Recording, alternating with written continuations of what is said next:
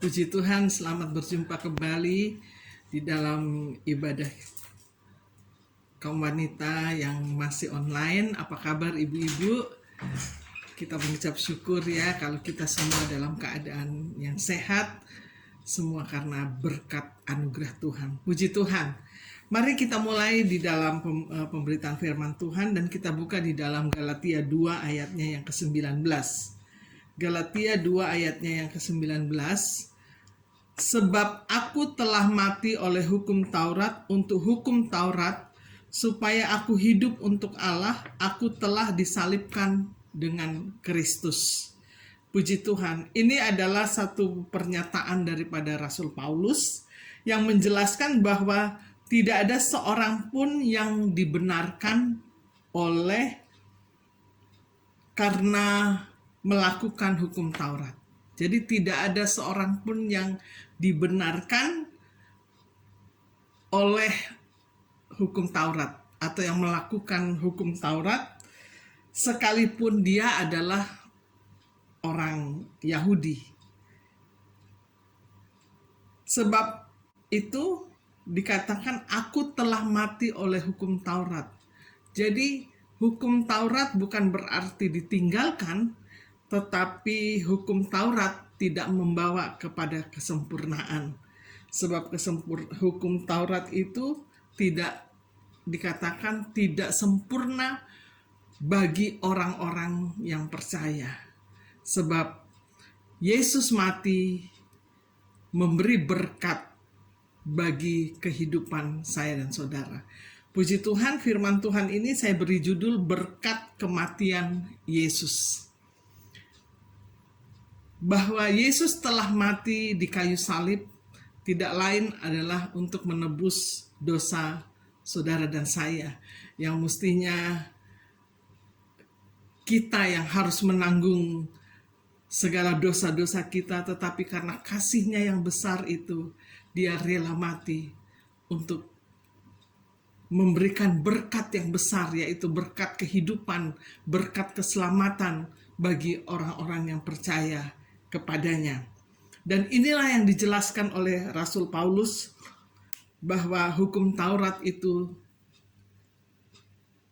tidak membawa kepada kebenaran.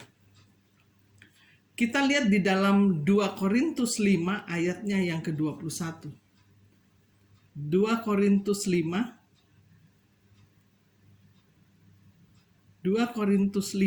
ayatnya yang ke-21.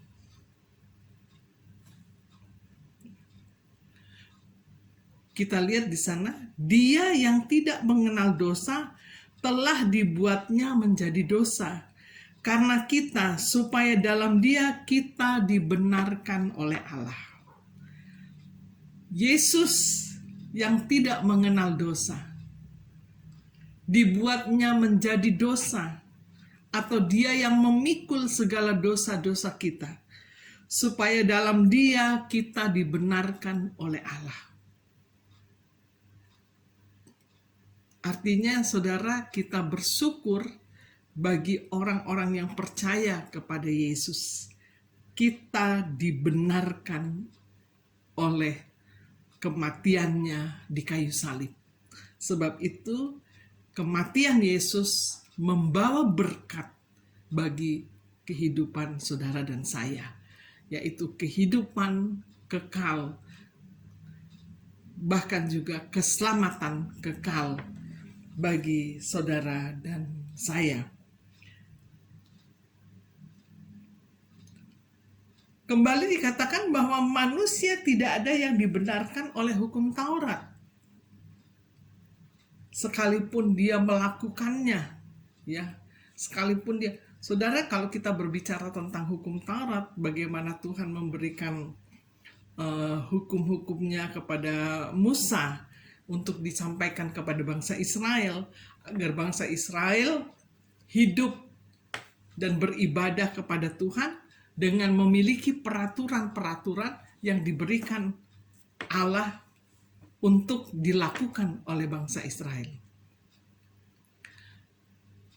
Tetapi kita lihat di sana bagaimana peraturan ada 10 peraturan yang harus dikerjakan oleh bangsa Israel itu. Nah, kita lihat di dalam di dalam Keluaran 20. Keluaran 20 ayatnya yang ke-1. Lalu Allah mengucapkan firman ini, akulah Tuhan Allahmu yang membawa engkau keluar dari tanah Mesir, dari tempat perbudakan. Jangan ada padamu Allah lain di hadapanku. Jangan membuat bagimu patung yang menyerupai apapun yang ada di langit, di atas bumi, di bawah, atau yang ada di dalam air di bawah bumi. Jangan sujud menyembah kepadanya atau beribadah kepadanya, sebab aku Tuhan Allahmu adalah Allah yang cemburu, yang membalas kesalahan bapa kepada anak-anaknya, kepada keturunan yang ketiga dan keempat dari orang yang membenci aku. Tetapi aku menunjukkan kasih setia kepada beribu-ribu orang, yaitu mereka yang mengasihi aku, yang berpegang pada perintahku. Jangan menyebut nama Tuhan Allahmu dengan sembarangan, sebab Tuhan akan memandang bersalah orang yang menyebut namanya dengan sembarangan. Ingatlah dan kuduskanlah hari Sabat, 6 hari lamanya engkau akan bekerja dan melakukan segala pekerjaanmu.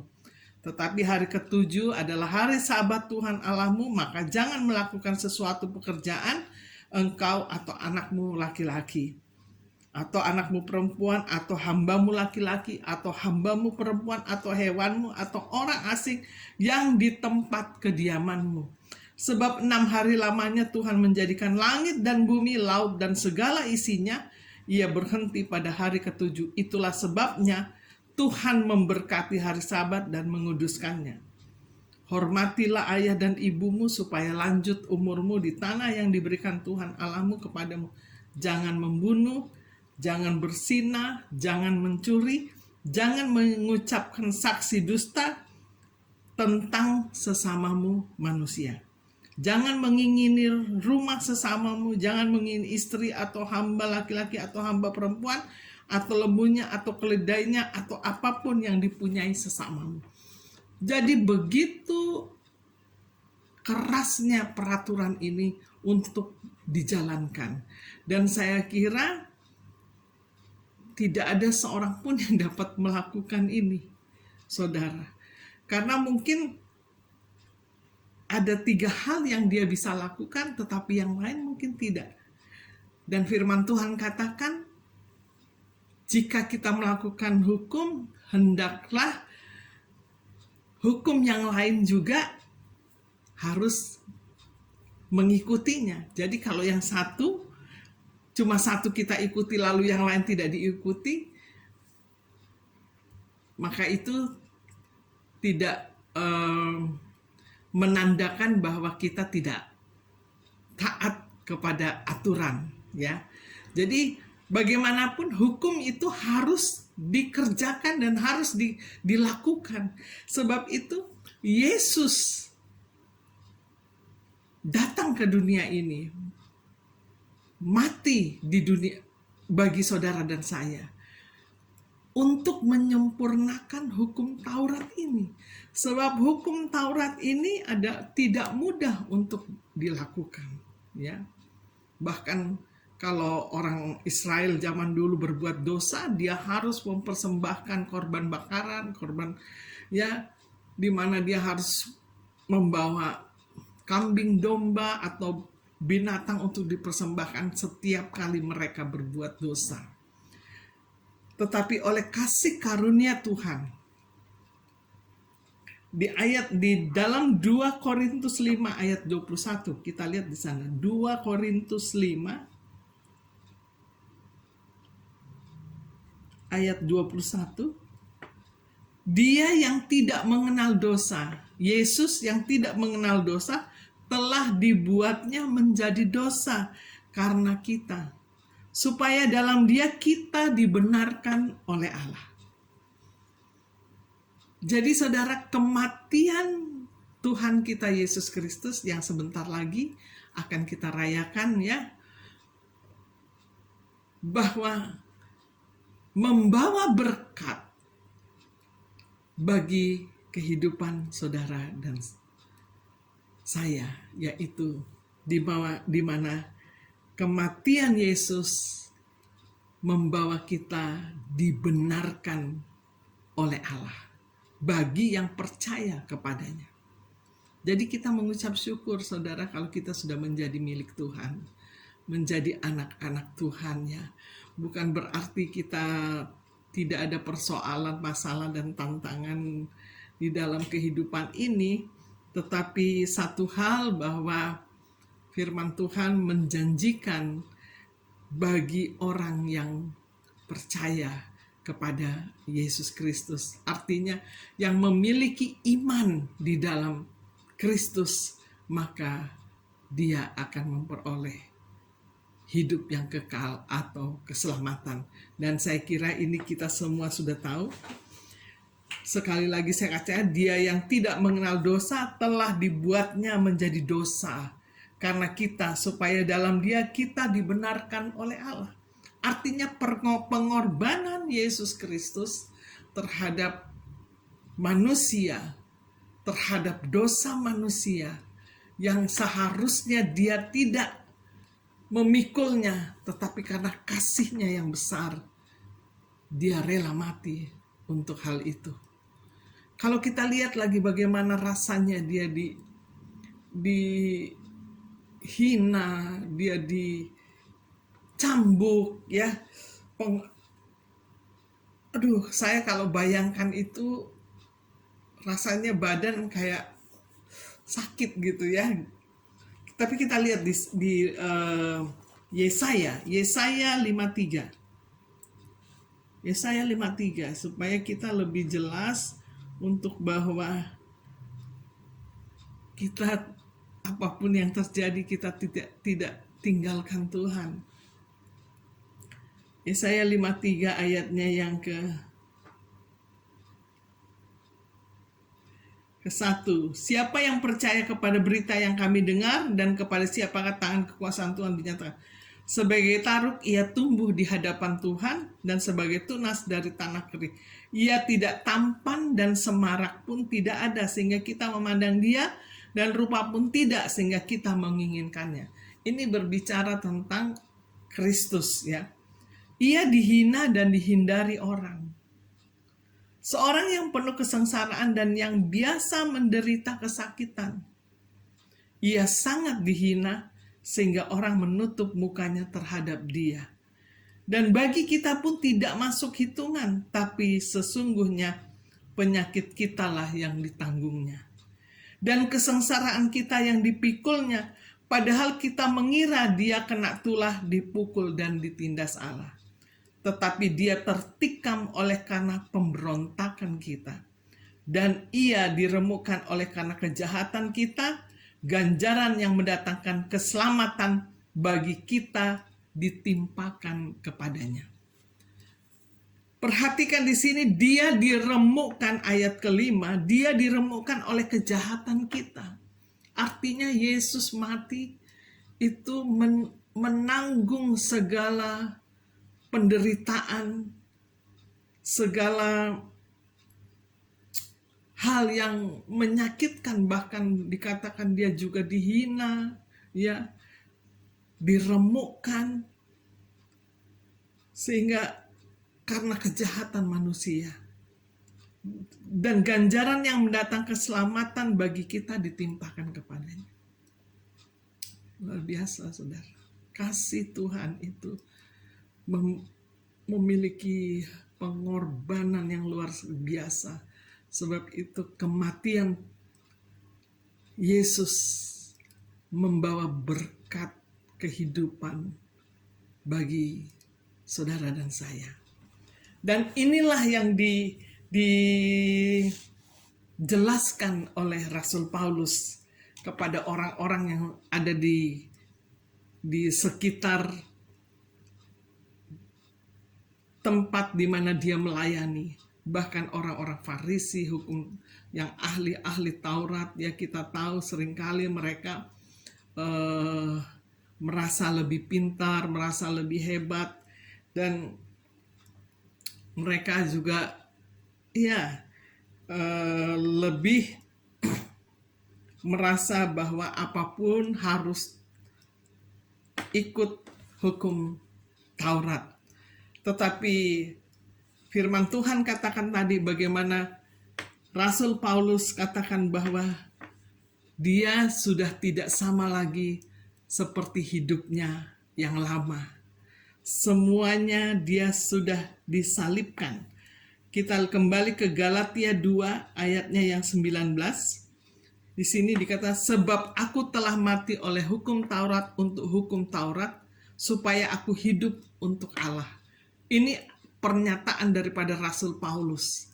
Ya, dia tidak lagi mengikuti bagaimana aturan-aturan tentang Taurat, sebab dia tahu kematian Yesus di kayu salib membawa dia untuk dibenarkan oleh Allah. Sebab kebenaran itu hanya ada di dalam Kristus. Sehingga dikatakan bahwa hukum Taurat tidak membawa orang masuk di dalam kebenaran. Puji Tuhan. Dan biarlah ini pun menjadi pengertian buat saya dan saudara, bagaimana kita mengucap syukur atas kematian Kristus di kayu salib. Itu karena kasih karunia yang dia berikan kepada kita sebagai miliknya untuk masuk di dalam kebenaran itu. Untuk masuk di dalam berkat keselamatan yang sudah dia kerjakan di kayu salib. Puji Tuhan. Dan di ayat yang ke-20 kita lihat, namun aku hidup, masih tetap di Galatia 2 ayat 2. Namun aku hidup, tetapi bukan lagi aku sendiri yang hidup, melainkan Kristus yang hidup di dalam aku. Artinya ketika dia belum mengenal Tuhan dengan sungguh-sungguh, mungkin hidupnya hidup yang secara duniawi. Tetapi ketika dia hidup di dalam Kristus, ketika dia mengenal Kristus, hidupnya sudah berubah. Ya. Sebab itu dikatakan bahwa biarlah kita hidup dipimpin oleh Roh Allah. Sebab kalau Roh Allah yang memimpin kita, maka dia yang akan memimpin kita dari kebenaran datang kepada kebenaran. Orang yang dipimpin oleh Allah tidak berbuat jahat. Ya. Hukum Taurat itu dikatakan baik bila dilakukan dengan insyaf. Bila dilakukan dengan insyaf, maksudnya sebab hukum Taurat itu sebenarnya lebih diberikan kepada orang yang belum mengenal Tuhan. Ya, kita lihat di dalam 1 Timotius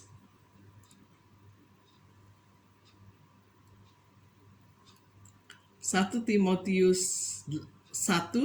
ayat 8.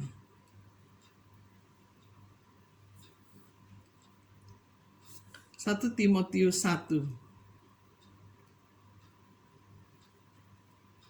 ayatnya yang ke-8. Kita tahu bahwa hukum Taurat itu baik kalau dapat tepat digunakan, yakni dengan keinsyafan bahwa hukum Taurat itu bukanlah bagi orang yang benar, melainkan bagi orang durhaka dan orang lalim, bagi orang fasik dan orang yang berdosa, bagi orang duniawi dan yang tak beragama, bagi pembunuh bapa, pembunuh ibu, bagi pembunuh pada umumnya.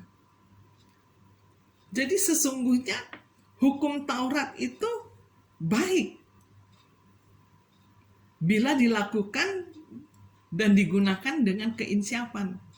Sebab hukum Taurat itu bukan lagi diberikan kepada orang benar. Sebab orang benar itu adalah orang yang hidup di dalam kebenaran Allah, yang hidup di dalam iman kepada Kristus. Jadi bagi orang yang belum mengenal Tuhan, mengenal Kristus, hidup di dalam hukum Taurat. Sebab di hukum Taurat itulah mereka diingatkan agar mereka tidak berbuat dosa. Ketika mereka mau berbuat dosa, diingatkan, jangan membunuh, jangan berbuat zina, karena inilah ganjaran. Sekalipun sebagai anak Tuhan, tentu saja ada jika kita berbuat dosa, kita minta ampun. Tetapi Yesus adalah Allah yang Maha Kasih, sebab Dia mau mengampuni saudara dan saya. Tangannya selalu terbuka untuk memberi pengampunan. Nah, menurut hukum Taurat, jika orang berbuat dosa, harus dihukum. Menurut hukum Taurat, jika orang berbuat dosa, harus dihukum. Ya, kalau Taurat berkata, kalau mencuri, tangan harus dipotong. Kalau mata yang melihat hal yang berdosa, maka mata ganti mata. Ya, harus dicungkil. Jadi betapa sangat mengerikan. Dan saya kira kita manusia mungkin kalau mau ikut hukum Taurat, seluruh badannya udah habis. Karena mungkin mata salah dicungkil, tangan salah dipotong. Banyak hal yang mungkin sangat mengerikan. Nah, di sini dikatakan menurut hukum Taurat, jika orang berbuat dosa harus dihukum. Contoh kita lihat ya. Contohnya kita lihat di dalam Yohanes 8. Yohanes 8 ayatnya yang ke-7. Dan ketika mereka terus-menerus bertanya kepadanya, ia pun bangkit berdiri lalu berkata kepada mereka, barang siapa di antara kamu tidak berdosa, hendaklah ia yang pertama melemparkan batu kepada perempuan itu. Lalu ia membungkuk dan menulis di tanah, tetapi setelah mereka mendengar perkataan itu, pergilah mereka seorang demi seorang, mulai dari yang tertua, akhirnya tinggallah Yesus seorang diri dengan perempuan itu yang tetap di tempatnya. Lalu Yesus bangkit berdiri dan berkata kepadanya, hai perempuan, di manakah mereka? Tidak adakah seorang yang menghukum engkau? Jawabnya, tidak ada. Lalu kata Yesus, aku pun tidak menghukum engkau, pergilah dan jangan berbuat dosa lagi mulai dari sekarang. Puji Tuhan. Saudara, kita tahu cerita ini bagaimana orang-orang Farisi dan ahli-ahli Taurat mendapatkan seorang perempuan yang berbuat zina, ya. Jadi ketangkap basah, ya. Ketangkap basah berbuat zina. Lalu menurut aturan orang-orang Yahudi, bahwa perempuan ini, menurut aturan Taurat ya, bahwa perempuan ini apabila kedapatan berbuat zina, maka dia harus dikeluarkan dan diarak di tengah-tengah sehingga semua orang harus melempar batu. Perempuan ini harus dilempar, ya, dilempar batu. Jadi memang ya kita bisa bayangkan bagaimana kalau orang yang ketangkap basah.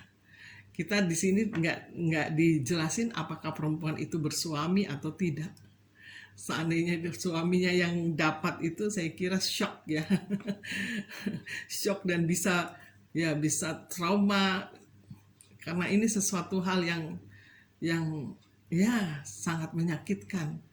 Tetapi ketika orang-orang Farisi dan ahli-ahli Taurat itu datang membawa kepada Yesus, maka Yesus bertanya, siapakah di antara kamu yang tidak berdosa? Ya. Kasih Yesus itu luar biasa, saudara. Kalau saya renungkan ya, aduh, benar-benar tidak mudah untuk melakukannya, apalagi kalau melihat kasus seperti ini ya. Nah, nggak mudah. Perempuan ini didapati sedang bersinah. Tetapi ketika ahli Taurat dan orang Farisi itu datang kepada Yesus, mereka bilang ini harus diarak dan dilempar batu. Tetapi Yesus dengan kasihnya dia katakan, siapa di antara kalian yang tidak berdosa, angkat tangan. Ya. Dan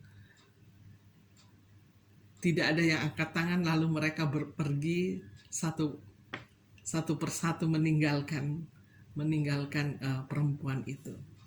Dan ketika orang sudah tidak ada dan hanya perempuan itu bersama Yesus, lalu Tuhan katakan kepada perempuan ini, hai perempuan, di ayat 10, hai perempuan, di manakah mereka? Tidak adakah seorang yang menghukum engkau? Jawabnya, tidak ada Tuhan. Lalu kata Yesus, aku pun tidak menghukum engkau. Pergilah dan jangan berbuat dosa lagi mulai sekarang. Yesus mengingatkan kepada perempuan ini, jangan berbuat dosa lagi mulai dari sekarang. Saudara, kalau kita perhatikan firman Tuhan ini, jangan kita jatuh ke dalam dosa yang itu lagi, ya. Cukup satu kali ketangkap basah, habis itu bertobat. Dan inilah yang dilakukan oleh Tuhan Yesus. Dia ingatkan kepada perempuan ini supaya jangan berbuat dosa lagi. Dan Yesus dengan penuh kasih sekarang pergilah. Tidak ada yang menghukum engkau dan tidak ada yang menghakimi engkau. Ini saya mau katakan ini satu pelajaran yang luar biasa, di mana ketika kita mau mengampuni orang yang mungkin menyakiti kita, ini hal yang tidak mudah, tetapi harus kita lakukan untuk memberikan pengampunan. Ya, Tuhan mengingatkan supaya jangan berbuat dosa. Cukup sekali. Nah, kalau masih ada orang yang berbuat sudah satu kali lalu melakukan lagi,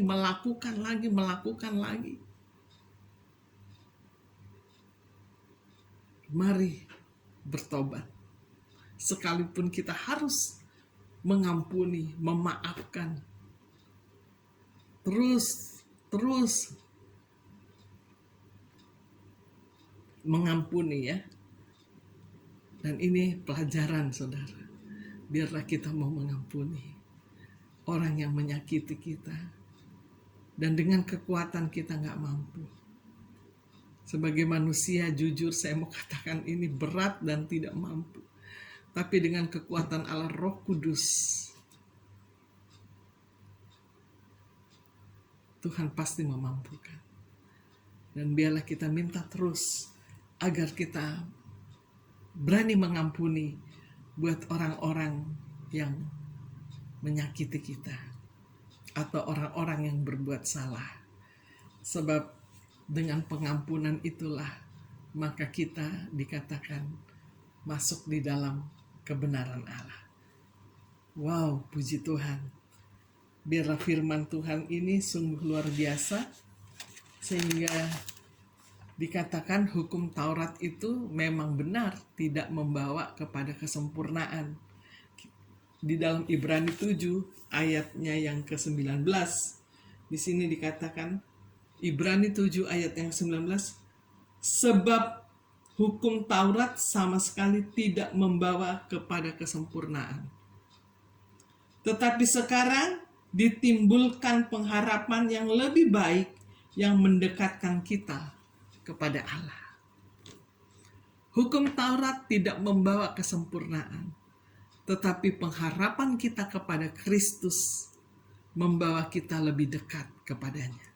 Artinya apa? Saudara, memang kita secara fisik tidak bertemu dengan Tuhan, tidak melihat Tuhan. Tetapi kita tahu bahwa dia ada. Dia dekat saat kita menghampiri dia. Saat kita datang kepadanya, saat kita menyembah di dalam doa-doa kita, dia ada di dalam kehidupan saudara dan saya. Puji Tuhan. Di dalam kita kembali di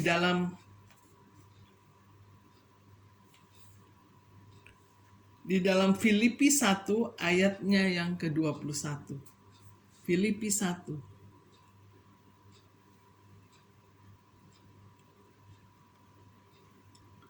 Filipi 1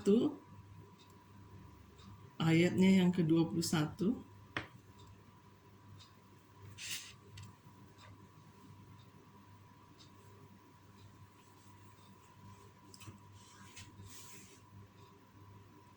Ya. Karena bagiku hidup adalah Kristus dan mati adalah keuntungan. Tetapi jika aku harus hidup di dunia ini, itu berarti bagiku bekerja memberi buah. Jadi mana yang harus kupilih? Aku tidak tahu. Aku didesak dari dua pihak. Aku ingin pergi dan diam bersama-sama dengan Kristus. Itu memang jauh lebih baik. Tetapi lebih perlu untuk tinggal di dunia ini karena kamu. Dan dalam keyakinan ini tahulah aku akan tinggal dan akan bersama-sama lagi dengan kamu, sekalian supaya kamu makin maju dan bersukacita di dalam iman. Saudara, kalau kita perhatikan di sini, Rasul Paulus mengatakan bahwa bagi Paulus adalah hidup di dalam, bagiku hidup adalah Kristus dan mati adalah keuntungan, ya. Tetapi jika aku harus hidup ini, berarti dia harus hidup dan memberi buah. Artinya kalau Tuhan masih mengizinkan dia hidup di dunia ini, maka dia melayani Tuhan, harus melayani Tuhan, harus beribadah kepada Tuhan. Bahkan dia lebih ekstrim mendapatkan jiwa-jiwa. Agar apa? Agar mereka boleh mengenal Kristus untuk masuk di dalam kebenaran Allah. Wow, luar biasa saudara. Jadi kalau dia ditanya, dia sendiri tidak tahu. Karena dia bilang hidup adalah Kristus, mati adalah keuntungan. Tetapi kalau ditanya, disuruh pilih, dia juga tidak tahu. Dia hanya serahkan kepada Tuhan. Kalau toh dia harus mati, berarti dia selamat. Ya, dia. Dan kalau toh dia harus masih diizinkan hidup, berarti dia harus memberi buah di dalam pelayanannya. Kita melihat di sini bagaimana Paulus, seorang yang dulunya terhormat, ya, ternama, bahkan dihormati di mana-mana, tetapi ketika dia datang mengenal Kristus, dia mau melayani Tuhan, ya. Dia mau melayani Tuhan dan ada banyak penderitaan yang dialami di dalam perjalanan pelayanannya. Tetapi dia terus berjuang, sebab dia sudah mengenal Kristus, bahwa tidak ada Tuhan yang dapat menyelamatkan jiwanya selain imannya kepada Yesus Kristus. Karena dia tahu bahwa Yesus Kristus itu adalah Tuhan yang menyelamatkan jiwanya. Dan saya percaya, saudara dan saya juga, bagi kita yang percaya kepada Tuhan, kita sudah dibenarkan oleh iman kita. Dan jangan tinggalkan Tuhan apapun yang terjadi, saudara. Ya, jangan tinggalkan Tuhan, tetap tinggal di dalam Tuhan. Kita apapun terjadi dalam dunia, apalagi sekarang ya, dalam keadaan yang susah, negara semuanya susah, tapi kita percaya, minta kekuatan dari Roh Kudus untuk kita mampu berjalan di dalam Tuhan. Saya seringkali rasakan bagaimana ya di umur yang seperti ini masih ingin bekerja, masih ingin bekerja. Tapi kalau di Indonesia bukan berarti bekerja lalu meninggalkan Tuhan, tidak. Orang yang melayani Tuhan juga seperti Rasul Paulus juga dia bekerja, ya. Sekalipun kita menyadari bahwa usia kita atau usia saya sudah lansia, tetapi keinginan untuk bekerja itu masih besar. Hanya karena ya di Indonesia itu umur lansia susah mau cari pekerjaan. Tetapi kalau di luar negeri orang masih bisa, apapun bisa dikerjain, ya. Mau yang penting tidak malu.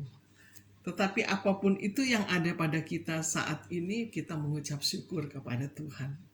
Kita mengucap syukur kepada Tuhan bahwa Tuhan memelihara kita teristimewa. Kita tetap tinggal di dalam Kristus. Sebagaimana Rasul Paulus, tetapi jika aku harus hidup di dunia ini, itu berarti bagiku bekerja memberi buah. Jadi mana yang harus kupilih? Aku tidak tahu. Aku didesak dari dua pihak. Aku ingin pergi dan diam bersama-sama dengan Kristus. Itu memang jauh lebih baik. Tetapi lebih perlu untuk tinggal di dunia ini karena kamu.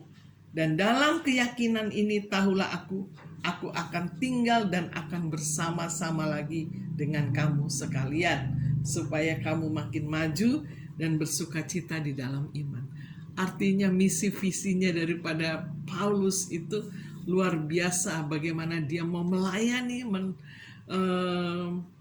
Tuhan dengan sungguh-sungguh agar banyak jiwa-jiwa orang-orang yang belum kenal Tuhan itu bisa mengenal Kristus, ya, yang sudah mati di kayu salib untuk membawa berkat kehidupan atau keselamatan kekal di dalam kehidupan orang-orang yang percaya kepadanya. Puji Tuhan. Roma 8 ayatnya yang ke-32, kita lihat di sana.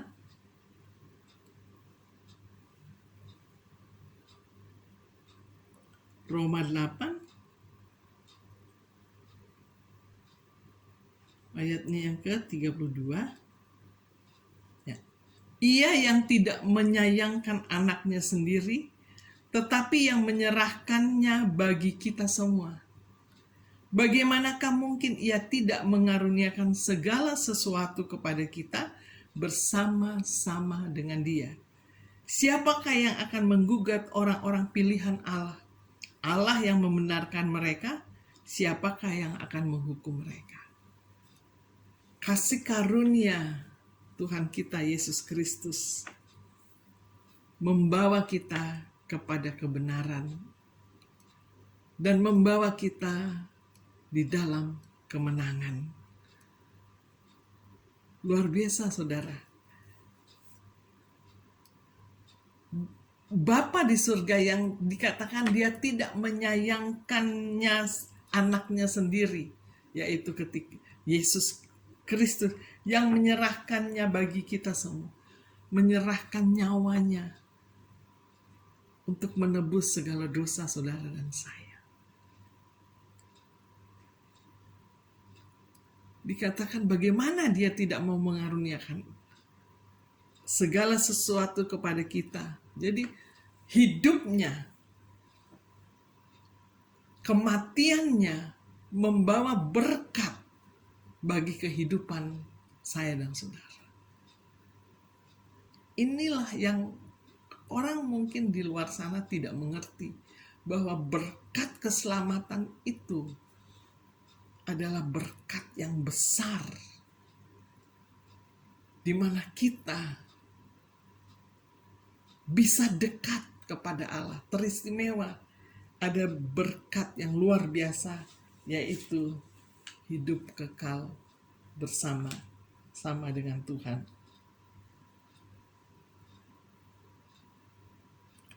Sehingga dikatakan dia yang sudah memilih saya dan saudara untuk masuk di dalam kebenaran. Jadi ada banyak orang gak dipilih, ada banyak orang yang tidak bisa masuk karena di dalam kebenaran Allah karena tidak dipilih, saudara. Tetapi bagi saudara dan saya saat ini kita sudah menjadi milik Kristus.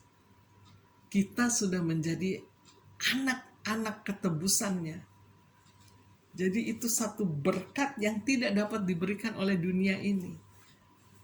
Untuk kita merasa bangga bahwa kita adalah milik Tuhan. Sehingga kita tahu di mana apa tujuan kita pada akhirnya. Dunia belum tahu dia mau kemana, tetapi saudara dan saya, kita sudah tahu pasti bahwa berkat keselamatan itu menjadi bagian saudara dan saya. Sebab itu jangan tinggalkan Tuhan. Apapun yang terjadi, memang kadang berat, tidak mudah untuk mengatasinya. Seringkali ya, kita perlu berdoa, berjuang, bergumul, tetapi minta kekuatan daripada Tuhan. Saya seringkali mengalami, saya minta kekuatan daripada Tuhan. Dan ya, kadang susah juga, tetapi harus tetap dipertahankan. Kalau kembali kita ke Galatia 2 ayatnya yang ke-20.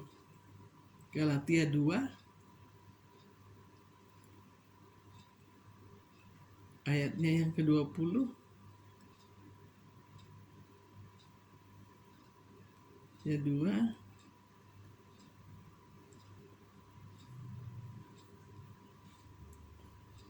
Namun aku hidup, tetapi bukan lagi aku sendiri, kata Rasul Paulus.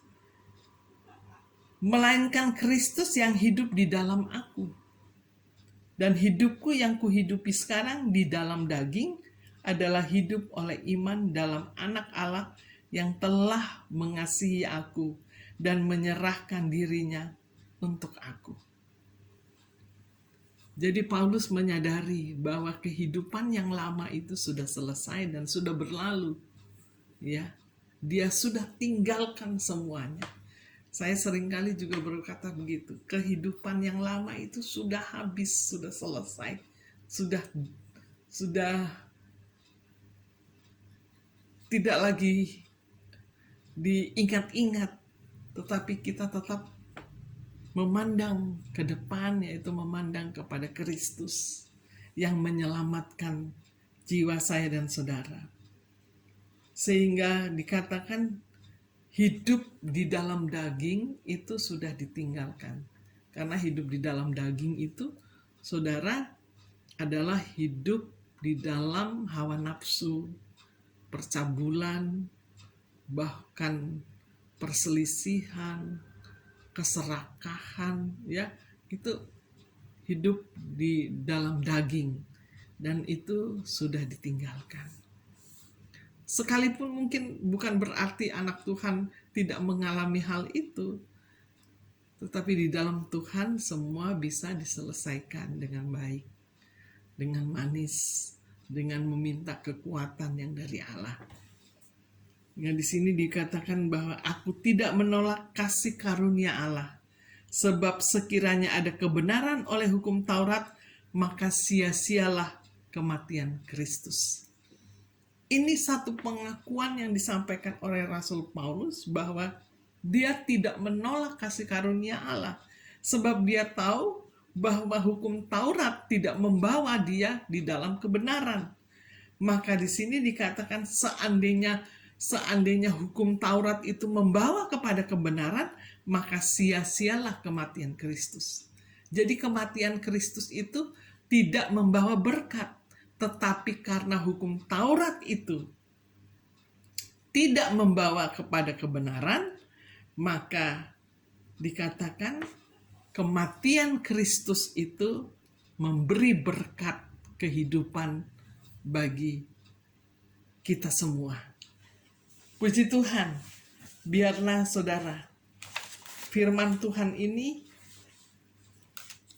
boleh menjadi berkat bagi kehidupan kita semua, bahwa kematian Kristus itu, pengorbanannya di kayu salib itu adalah hal yang sangat berharga di dalam kehidupan saudara dan saya. Sebab dengan kematiannya kita diberkati, bukan saja berkat jasmani, tetapi berkat kehidupan kekal bersama-sama dengan Kristus. Puji Tuhan, biarlah kasih karunia Tuhan itu selalu tinggal di dalam kehidupan saudara dan saya. Puji Tuhan, Tuhan memberkati. Kita berdoa. Kami mengucap syukur kepadamu Bapa, Bapa yang kami sembah di dalam nama Tuhan Yesus Kristus.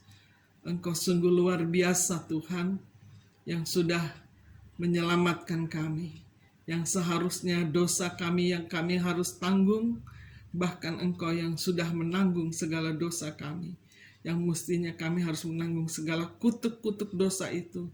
Engkaulah yang menanggung segala kutuk dosa ini, sehingga Tuhan kami boleh dibenarkan oleh Engkau, kami boleh memiliki kasih yang sempurna di dalam Engkau ya Tuhan, sebab hanya masuk di dalam kebenaran yang sesungguhnya. Terima kasih Tuhan Yesus, biarlah di dalam perjalanan hidup kami senantiasa ada bersama Engkau. Dan manakala kami mengalami hal-hal yang sangat tidak baik Tuhan, biarlah Engkau selalu membawa kami, untuk kami tetap percaya, untuk kami hidup di dalam kasih Allah, sebab kasih-Mu itu adalah kasih yang sempurna. Tidak ada manusia yang dapat melakukan itu. Sebab itu tolong kami Bapa, lindungi kami dan pegang tangan kami, supaya kami tetap ada di dalam kebenaran-Mu. Terpujilah Engkau ya Tuhan. Kami mengucap syukur kepadamu, dan berkat kematian-Mu Tuhan memberikan kami satu kebahagiaan yang luar biasa, yaitu satu berkat yang tidak dapat dilakukan oleh manusia selain hanya kasih karunia yang Engkau berikan bagi kami. Terpujilah Engkau Tuhan. Inilah doa kami, dalam nama Tuhan Yesus Kristus kami berdoa. Haleluya. Amin. Puji Tuhan.